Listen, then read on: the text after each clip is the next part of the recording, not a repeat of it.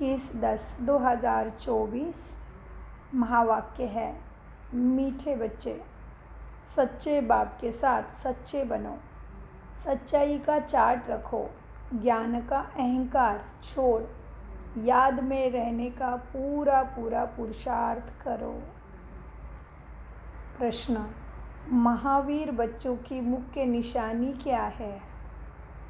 उत्तर, महावीर बच्चे व जिनकी बुद्धि में निरंतर बाप की याद हो। महावीर माना शक्तिमान। महावीर वह जिन्हें निरंतर खुशी हो, जो आत्माभिमानी हो, जरा भी देह का अहंकार न हो। ऐसे महावीर बच्चों के बुद्धि में रहता है कि हम आत्मा है और बाबा हमें पढ़ा रहे हैं। ये किसके दिमाग में रहेगा? जो महावीर बन चुका है, योगी तपस्वी बन चुका है। और बाबा ने बोला सच्चे बाप के साथ सच्चे बनो, सच्चाई का चार्ट रखो, ज्ञान का अहंकार छोड़ो। अभी ज्ञान का अहंकार क्या होगा पता है? ज्ञान का अहंकार माना हमेशा मुझे सब पता है कि अहंकार में और दूसरे को समझाने में तो पंडित बनेंगे, लेकिन धारणा में कुछ भी नहीं होगा प्रैक्टिकल में। वो ज्ञान का अहंकार है। और जब हम समझाने लग जाते हैं तो दूसरा सुन के मग्न हो जाता है, उसका मन उसको स्वीकार करता है, तो फिर वो सच्चा ज्ञानी हो गया। नहीं तो फिर ज्ञानी अहंकारी पंडित तो हमें है ही पहले से भक्ति में आदत। इसीलिए ज्ञान को सीखा जाता है और सत्संग को सुना जाता है। इसीलिए कहते हैं ना, सत्संग सुनो, चलो सत्संग सुन ले। यहाँ पे सत्संग करना है, केवल सुनना नहीं। यहाँ पे पढ़ना है, बनना है, तो फिर ज्ञान का अहंकार नहीं। बाबा कहते हैं आगे, ओम शांति। रूहानी बाप रूहानी बच्चों से पूछते हैं, अपने को रूह या आत्मा समझ बैठे हो? क्योंकि बाप जानते हैं यह कुछ डिफ़िकल्ट है। इसमें ही तो मेहनत है अटेंशन की। जो आत्माभिमानी होकर बैठे हैं उनको ही महावीर कहा जाता है। अपने को आत्मा समझ बाप को याद करना है, उनको महावीर कहा जाता है। हमेशा अपने से पूछते रहो कि हम आत्मा अभिमानी हैं। याद से ही तुम आत्मा अभिमानी बनेंगे। याद से ही महावीर बनते हैं, गोया सुप्रीम भी बनते हैं। और जो भी धर्म वाले आते हैं वो इतने सुप्रीम नहीं बनते, वह तो आते भी देरी से है। तुम नंबरवार सुप्रीम बनते हो। सुप्रीम अर्थात शक्तिमान व महावीर। तो अंदर में यह खुशी होती है कि हम आत्मा है। हम सब आत्माओं का बाप हमको पढ़ाते हैं। यह भी बाप जानते हैं, कोई अपना चार्ट 25% दिखाते हैं, कोई 100% दिखाते हैं, कोई कहते हैं 24 घंटे में केवल आधा घंटा याद ठहरती है। तो कितना % हुआ? अपनी बड़ी संभाल रखनी है। धीरे धीरे महावीर बनना है। फट से नहीं बन सकते, मेहनत है। वह जो ब्रह्म ज्ञानी तत्व ज्ञानी है, ऐसे मत समझो वह अपने को कोई आत्मा समझते हैं।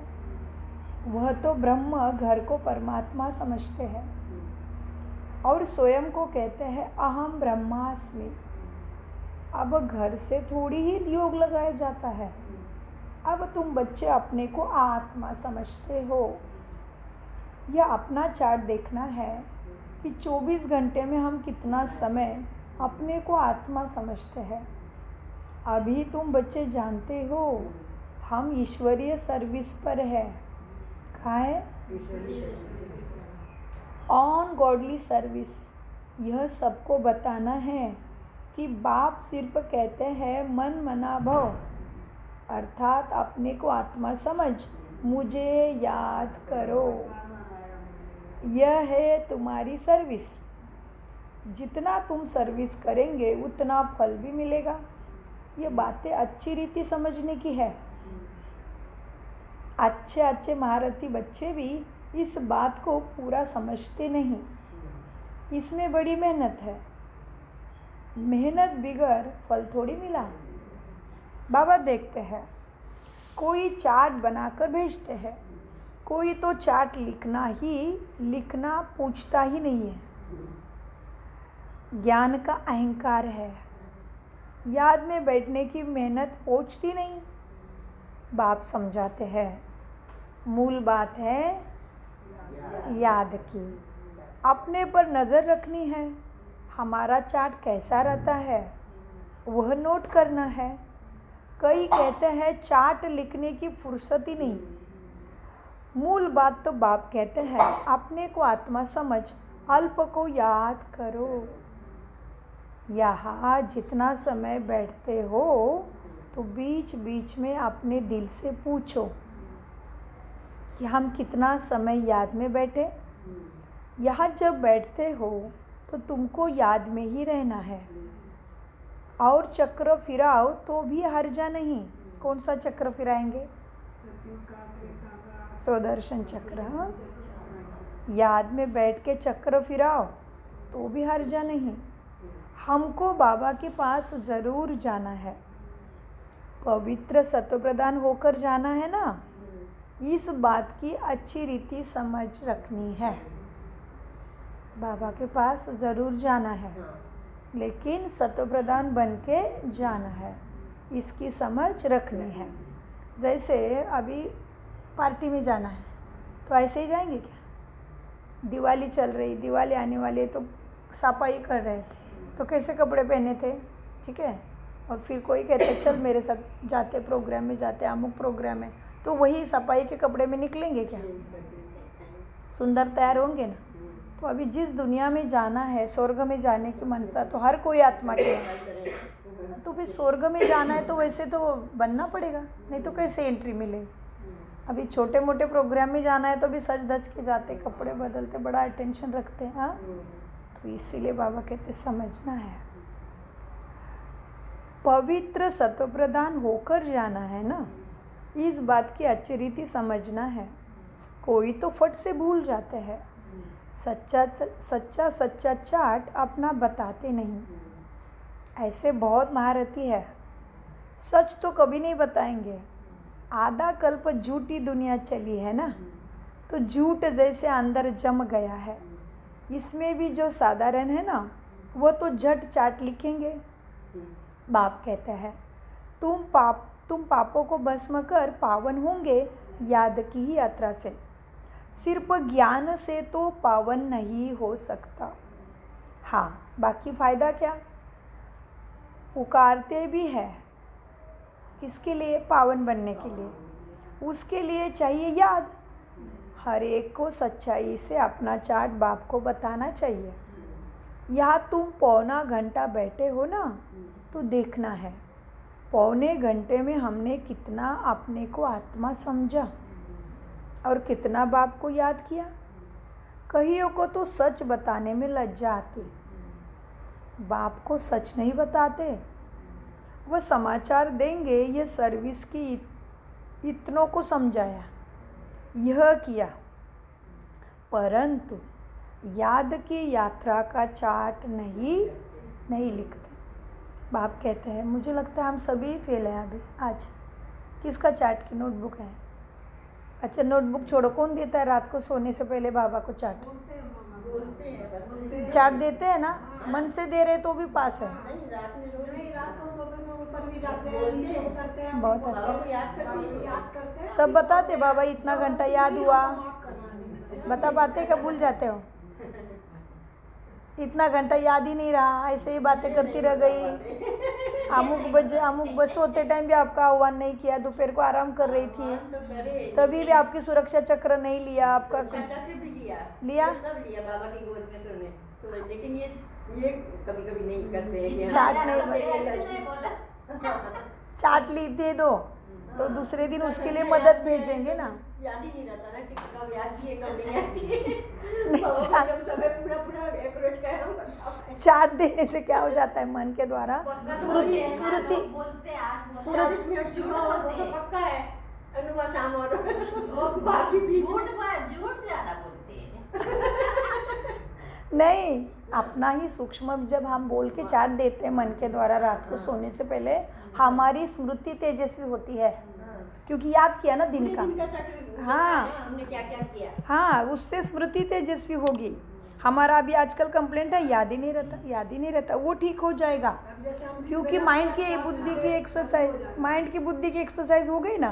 क्योंकि बैठे शांति में बाबा की याद में, बाबा को सामने देखा और बताया बाबा मुरली अच्छी, सब कुछ अच्छा, हाँ फिर आ गई, भोजन किया तभी आपके साथ ही किया था, फिर आराम किया, ये किया, मतलब जिसके साथ बातें की, बाहर गई, मार्केट गई, बाहर बैठने गई, जिधर भी गई, फिर आई, शाम को खाना खाया, आपके साथ ही थे, इतना टाइम आपके साथ नहीं थे, तो दूसरे दिन उसमें मदद मिलेगी बाबा की, अपने आप स्मृति में आएगा, हाँ बाबा के साथ खाना खाना है, सबको आत्मा देखना है, सब बाबा के बच्चे हैं, सब शक्तियाँ हैं घर में, है ना, मेरा घर स्वर्ग है, इस तरह से।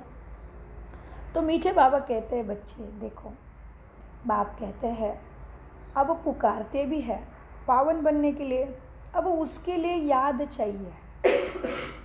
यहाँ तुम पौना घंटा बैठे हो तो देखना है आत्मा समझ के बाप की याद में कितना बैठे। हाँ, बच्चे बाप को सच नहीं बताते, लज जाती है। वो समाचार देंगे कि सर्विस की, यह किया, इतना समझाया, परंतु याद का चार्ट नहीं लिखते। बाप कहते हैं बच्चे याद की यात्रा में रहने कारण ही तुम्हारा कोई को तीर नहीं लगता, याद में नहीं रहते हो इसलिए तीर नहीं लग रहा है तुम्हारा। ज्ञान तलवार में याद का जौहर नहीं भरा है, ज्ञान तो सुनते हैं, बाकी योग का तीर लग जाए वह बड़ा मुश्किल है। बाबा तो कहते हैं पौने घंटे में 5 मिनट भी याद की यात्रा में बच्चे बैठते नहीं है, समझते ही नहीं है कि कैसे अपने को आत्मा समझे और बाप को कैसे याद करे, समझते नहीं है। कोई तो कहते हैं हम निरंतर याद में रहते हैं, बाबा कहते हैं ये अवस्था तो अभी हो नहीं सकी निरंतर याद की, अभी तो होनी चाहिए, ये तो साकार मुरली बहुत टाइम बीत गया। अगर निरंतर याद करते तो फिर कर्मातीत अवस्था आ जाएगी, ज्ञान की पराकाष्ठा हो जाएगी। थोड़ा ही किसी को समझाने से बहुत तीर लग जाएगा, जैसे शिवानी बहन के द्वारा लगता है। मेहनत है ना, याद की मेहनत है। विश्व का मालिक कोई ऐसे थोड़ी बनेंगे, माया तुम्हारी बुद्धि का योग कहाँ कहाँ ले जाती है। मित्र संबंधी आदि याद रहते हैं, मित्र संबंधी आदि आते रहेंगे। किसी को विलायत जाना होगा तो सब मित्र संबंधी को स्टीमर एरोप्लेन आदि ही याद आते रहेंगे, क्योंकि विलायत जाने वाले हैं। विलायत जाने की जो इच्छा है ना, प्रैक्टिकल इच्छा है ना, वो खींचती है। अब बुद्धि का योग बिल्कुल टूट जाता और कोई तरफ बुद्धि ना जाए। हाँ, योगी याद की यात्रा में रहने में मेहनत है, ये मेहनत की बात है, मन बुद्धि की मेहनत, आंतरिक मेहनत है। सिर्फ एक बाप की याद रहे, यह देह भी न आए याद, यह अवस्था तुम्हारी पिछाड़ी में होगी। अभी तो पिछाड़ी के पिछाड़ी आ गई बाबा, क्या क्या हो रहा है सारी दुनिया में। दिन प्रतिदिन जितना याद की यात्रा बढ़ाते रहेंगे, इसमें तुम्हारा ही कल्याण है। जितना याद में रहेंगे उतना तुम्हारी कमाई होगी। अगर शरीर छूट गया फिर कमाई तो कर नहीं सकेंगे, जाकर छोटा बच्चा बनेंगे तो कमाई क्या कर सकेंगे बताओ। शरीर छूट गया तो कमाई नहीं हो पाएगी, जाकर छोटा बच्चा बनेंगे, समय जाएगा। भला आत्मा ये संस्कार ले जाएगी, परंतु टीचर तो चाहिए ना, जो फिर स्मृति दिलाए। बाप भी स्मृति दिलाता, बाप को याद करो, ये सिवाय तुम्हारे और कोई को पता भी नहीं है कि याद से ही पावन बनेंगे। वह तो गंगा स्नान को ही ऊंचा मानते, इसलिए गंगा स्नान ही करते रहते हैं। बाबा तो इन सब बातों का अनुभवी है। कौन सा बाबा? हाँ, इसमें तो बहुत गुरु की, इसने तो बहुत गुरु की है। वह स्नान करने जाते हैं पानी का, यहाँ तुम्हारा स्नान होता है याद की यात्रा से। सिवाय बाप की याद की यात्रा तुम्हें कोई सिखा ना सके। सिवाय बाप की याद के तुम्हारी आत्मा पावन भी नहीं बने। इनका ही नाम है योग। योग अर्थात याद की यात्रा। ज्ञान को स्नान नहीं समझना, योग को स्नान समझना। ज्ञान को स्नान नहीं समझना, योग स्नान है। हाँ, ज्ञान तो पढ़ा ही है, योग स्नान है। जिससे क्या होगा? योग से पाप जी पवित्र बनेंगे, पाप कटेंगे। ज्ञान और योग दो चीज़ें हैं। याद से ही जन्म जन्मांतर के पाप भस्म होते हैं। बाप कहते हैं इस याद की यात्रा से ही तुम पावन सतप्रधान बनेंगे। हाँ, बाप तो बहुत अच्छी रीति समझाते हैं। मीठे मीठे बच्चों, इन बातों को अच्छी रीति समझो। एग्ज़ाम से पहले बार बार टीचर इशारा दे रहा है। मीठे बच्चों, इस बात को अच्छी रीति समझो। ये भूलना नहीं। याद की यात्रा से ही जन्म जन्मांतर के पाप कटेंगे। हाँ, बाकी ज्ञान तो है कमाई। याद और पढ़ाई दोनों अलग चीज़ है। ज्ञान और विज्ञान, ज्ञान माना पढ़ाई, विज्ञान माना योग अथवा याद कहो। किसी को ऊंच रखेंगे, किसको ऊंच रखेंगे? ज्ञान या योग को ऊंचा रखेंगे? क्या रखोगे बताओ? याद की यात्रा ही बहुत बड़ी है ना, तो कौन ऊंचा हो गया? योग। हाँ, इसमें ही मेहनत है। ये मेहनत भी बार बार आया। स्वर्ग में तो सब जाएंगे। कौन सब? स्वर्ग में सब जाएंगे। सब कौन? हाँ, जो बाबा को ज्ञान को जिन्होंने राजयोग किया है, थोड़ा बहुत भी जाना है उनके लिए। हाँ, पद की प्रॉब्लम है। खुद की पहचान, परमात्मा की पहचान, थोड़ा कनेक्शन, थोड़ी सेवा आ जाएंगे, लेकिन पद का बहुत रोला है। हाँ, बाबा कहते बच्चे क्या है? ज्ञान और विज्ञान, ज्ञान माना पढ़ाई, स्वर्ग में तो सब जाएंगे। सतयुग है स्वर्ग, त्रेता सेमी स्वर्ग, वहाँ तो इस पढ़ाई अनुसार जाकर विराजमान होंगे। बाकी मुख्य है योग की बात। प्रदर्शनी व म्यूजियम आदि में तुम ज्ञान समझाते हो, योग थोड़ी समझा सकेंगे। सिर्फ इतना कहेंगे अपने को आत्मा समझो, बाप को याद करो, बाकी ज्ञान तो बहुत देते हो। ये तो सही बोलने में तो आसान है बाबा, लेकिन उसको निभाना तो बनना, स्वरूप बनना, स्वरूप में लाना, स्मृति स्वरूप बनना, इसमें मेहनत है। इतना सारा माया का पप है, बाहर की बात मत पूछो। घर से शुरुआत होती है, अपने सेवा स्थान से। काम धाम में गए बच्चे, इधर उधर गए, बुद्धि से गायब, बाबा गायब। बाकी ज्ञान तो बहुत देते हो। बाप कहते हैं पहले पहले बात ही यह बताओ कि अपने को आत्मा समझ बाप को याद करो। इस ज्ञान देने के लिए ही तुम इतने चित्र आदि बनाते हो। योग के लिए कोई चित्र की दरकार नहीं। चित्र सब ज्ञान की समझाने के लिए बनाए जाते हैं। अपने को आत्मा समझने से देह का अहंकार बिल्कुल टूट जाता है। ज्ञान में तो ज़रूर मुख चाहिए। क्यों? ज्ञान का वर्णन करने के लिए, जो बाबा ने भी मुख लिया। योग की तो बात एक है, एक ही बात है। आ गए उधर ही गाड़ी। क्या योग की बात ये क्या है? अपने को आत्मा समझो और बाप को याद करो। बहुत अच्छा, एक ही बात है योग की। अपने को आत्मा समझ, बाप को याद करो। पढ़ाई में तो देह की दरकार है। शरीर बिगड़ कैसे पढ़ेंगे और पढ़ाएंगे भी कैसे?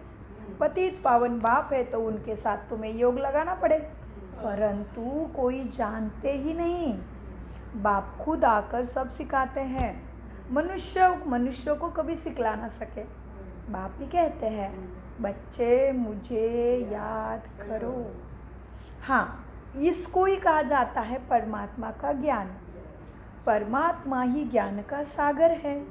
यह भी बड़ी समझने की बात है। सबको यही बोलो कि बेहद के बाप को याद करो। वो बाप नई दुनिया स्थापन करते हैं, वो समझते नहीं है कि नई दुनिया स्थापन होनी है। जो भगवान को याद करे समझते नहीं है, सभी ध्यान में भी नहीं है तो ख्याल भी कैसे करेंगे। ध्यान में ही नहीं है कि परमात्मा ही नई दुनिया जो स्वर्ग में जाने की मनसा है हमारी रात दिन, तो वो ध्यान में भी नहीं है कि ऐसा स्वर्ग बनाने वाला परमात्मा है। ध्यान ही नहीं है तो याद कैसे करेंगे। हाँ, ये सब तुम जानते हो, परमपिता परमात्मा शिव भगवान एक ही है। कहते हैं ब्रह्मा देवताय नमः, फिर पिछाड़ी में कहते हैं शिव परमात्माय नमः। वह बाप ही है ना ऊंचे ते ऊंचा, परंतु वह क्या है यह भी सब समझते नहीं है। अगर पत्थर ठिक्कर में है फिर नमः काहे क्यों कहते हो? किसको नमन कर रहे हो? पत्थर में है, कीचड़ में है, जानवर में है तो नमः क्यों? अगर पत्थर टिक्कर में है फिर नमः काहे की? अर्थ सहित बोलते रहते हैं, अर्थ रहित बोलते हैं, अर्थ नहीं समझते हैं। अर्थपूर्ण लाइन है वो परमात्माय नमः। नमन कर रहे मतलब कोई तो है वो चीज़, नहीं तो कैसे नमन करें। कितने मट्टी के नीचे को टिक्कर बित्तर में है, जानवर में है तो किसको किसको नमन करें, कैसे पहुँचेगा उसको नमन। कोई तो है लेकिन समझने को तैयार नहीं। हाँ, बोलते भी है, अर्थ रहित बोलते हैं। यहाँ तो तुमको आवाज़ से परे जाना है, अर्थात निर्वाण धाम, जहाँ वाणी नहीं उस अवस्था को प्राप्त करना है। हाँ, यहाँ तो तुमको आवाज़ से परे जाना है, अर्थात निर्वाण धाम, शांति धाम में जाना है ना। शांति धाम सुख धाम को कहा जाता है, शांति धाम सुख धाम कहा जाता है। सुख धाम है स्वर्ग धाम, नरक को धाम नहीं कहेंगे। हाँ, अक्षर बड़े सहज है। क्राइस्ट का धर्म कहाँ तक चलेगा यह भी उन लोगों को कुछ नहीं पता। कहते भी है क्राइस्ट से 5000 वर्ष पहले दुनिया में पैराडाइज था अर्थात देवी देवताओं का राज्य था। पैराडाइज किसको कहते हैं? स्वर्ग को। तो फिर 2000 वर्ष क्रिश्चियन का हुआ, फिर देवता धर्म होना चाहिए ना। मनुष्य के बुद्धि में कुछ भी नहीं है, मनुष्य की बुद्धि कुछ काम ही नहीं करती है। ड्रामा के राज को न जानने कारण कितने प्लान बनाते रहते, ये करेंगे वो करेंगे, चांद पे जाएंगे। अभी दुनिया ही परिवर्तन होने वाली, तो चांद पे घर बना के क्या करोगे? समझते नहीं है। हाँ, वापस कोई जा नहीं सकता, बाप आए तब, तो उसके पहले नहीं जा सकता। अब न जानने कारण कितने प्लान बनाते। हाँ, ये बातें बड़ी अवस्था वाली बुढ़ी माताएं तो समझ न सके, बाप समझाते हैं। अभी तुम सबकी वानप्रस्थ अवस्था है, वाणी से परे जाना है। वह भल कहते हैं निर्वाण धाम गया, परंतु जाता कोई नहीं। पुनर्जन्म फिर भी लेते ज़रूर है, वापस कोई नहीं जा सके। वानप्रस्थ में जाने के लिए गुरु का संग करते हैं। बहुत वानप्रस्थ आश्रम है, माताएं भी बहुत है, वहाँ तुम सर्विस कर सकते हो जाके। वानप्रस्थ का अर्थ क्या है? तुमको बाप बैठ समझाते हैं। अब तुम सब वानप्रस्थी हो, सारी दुनिया वानप्रस्थी है। जो भी मनुष्य मात्र देखते हो सब वानप्रस्थी है। सर्व का सद्गति दाता एक ही सद्गुरु है, सबको जाना ही है घर। जो अच्छी रीति पुरुषार्थ करते हैं वो अपना उच्च पद पाते हैं। हाँ, इसको ही कहा जाता है कयामत का समय। कयामत के अर्थ को भी वो लोग नहीं समझते। आज वो लोग भी बार बार आया शब्द है ना, वो लोग। कयामत के अर्थ को भी वो लोग नहीं समझते। मतलब अभी अभी है, दूसरे क्षण नहीं है। अभी अभी हाथ पैर ठीक है, दूसरे क्षण हाथ पैर है कि नहीं पता ही नहीं। अभी अभी घर है, अभी अभी क्या होगा पता ही नहीं। भूकंप आएगा, आग लगेगी, नहीं पता। कयामत कभी भी आ सकती मुश्किलात।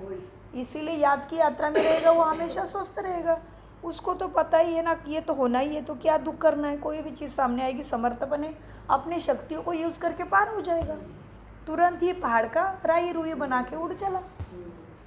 सो बाबा कहते बच्चे क्या है, कयामत का समय है। कयामत के अर्थ को भी वो लोग नहीं समझते। तुम बच्चों में भी क्या होगा, तुम बच्चों में भी नंबरवार समझते हैं। सब एक जैसा नहीं समझते। बड़ी उच्च मंजिल है। सबको समझाना है तुम्हें। क्या समझाना है? अभी हमको घर जाना है। जाना ज़रूर है। आत्माओं को वाणी से परे जाना है।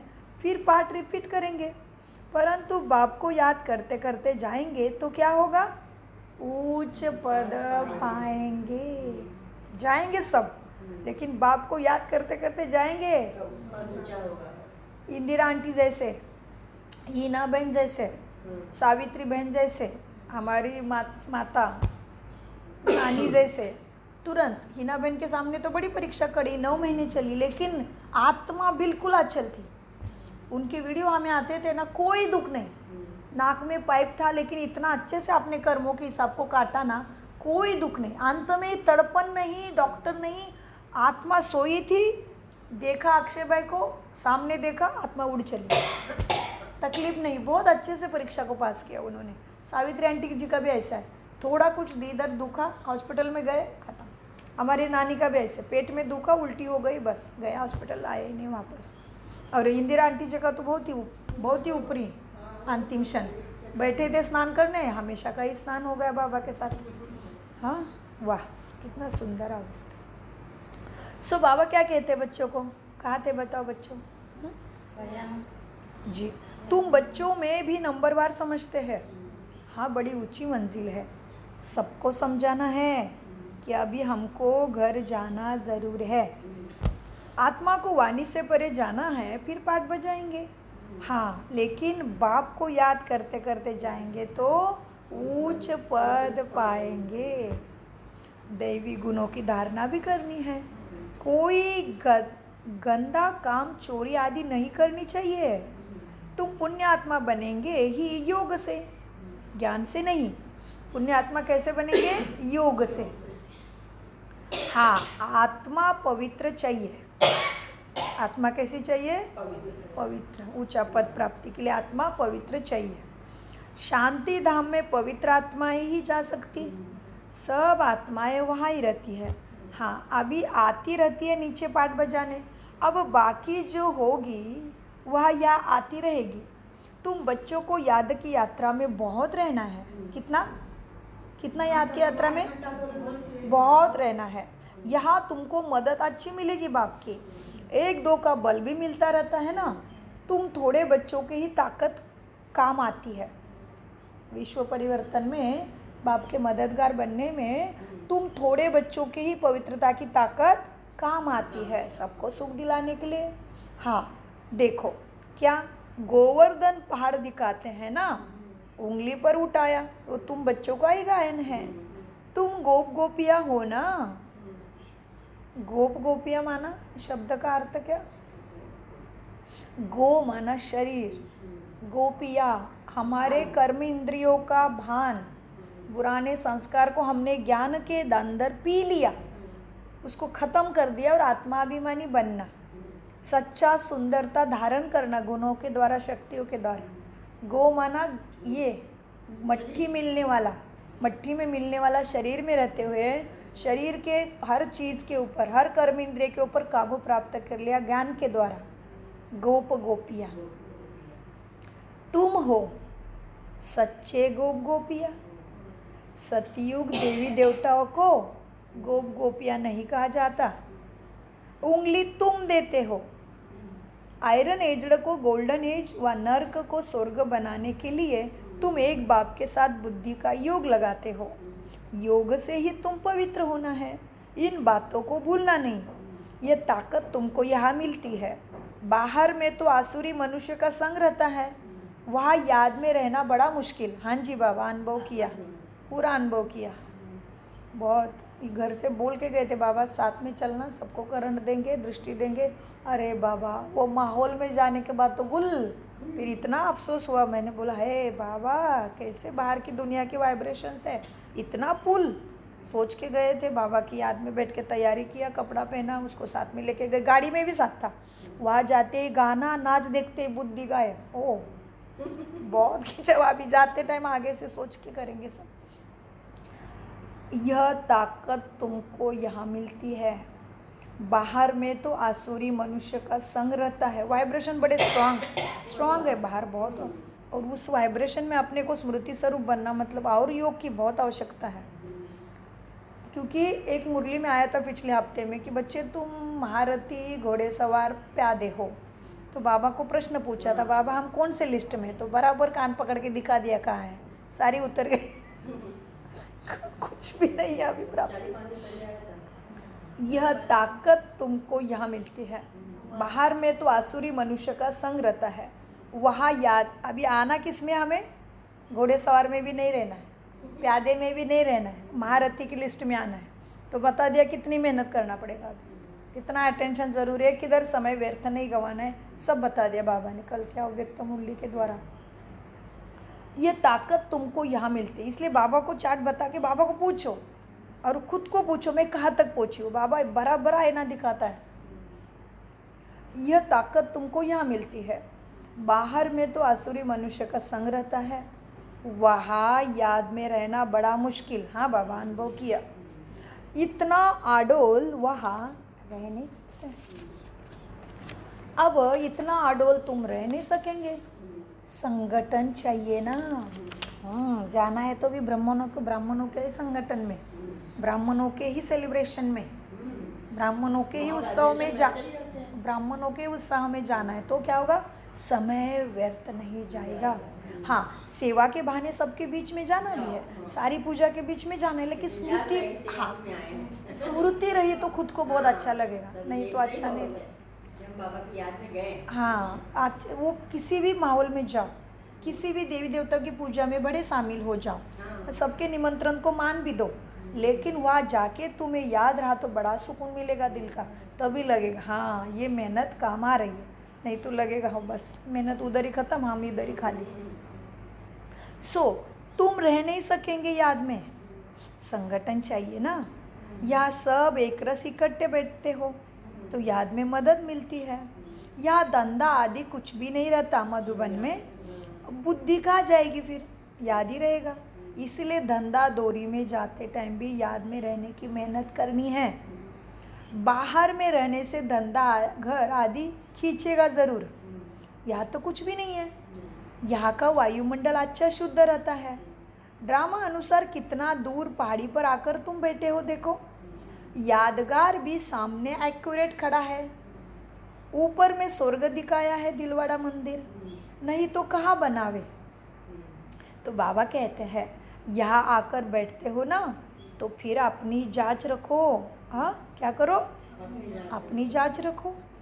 हम बाप की याद में बैठते हैं, सुदर्शन चक्र फिरता है, चेक करो सुदर्शन चक्र भी फिरता रहे। अच्छा मीठे मीठे सिकिल दे बच्चों प्रति माता पिता बाप दादा का याद प्यारा और गुड मॉर्निंग।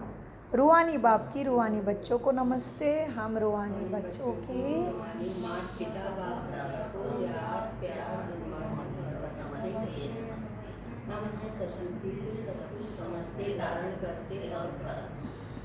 धारणा के लिए मुख्य सार अपने याद के चार्ट पर पूरी नज़र रखनी है।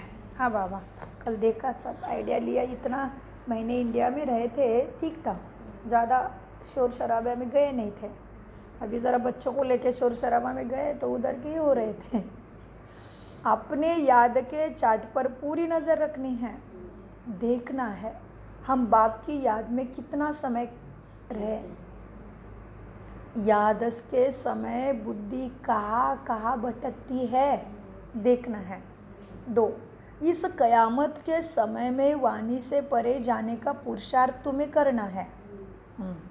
बाप की याद के साथ दैवी गुण भी जरूर धारण करने हैं। ओके, इसमें तो थोड़ा पास है। कोई गंदा काम, चोरी आदि नहीं करनी है। वरदान, व्यर्थ व डिस्टर्ब करने वाले बोल से मुक्त डबल लाइट अव्यक्त फरिश्ता भव।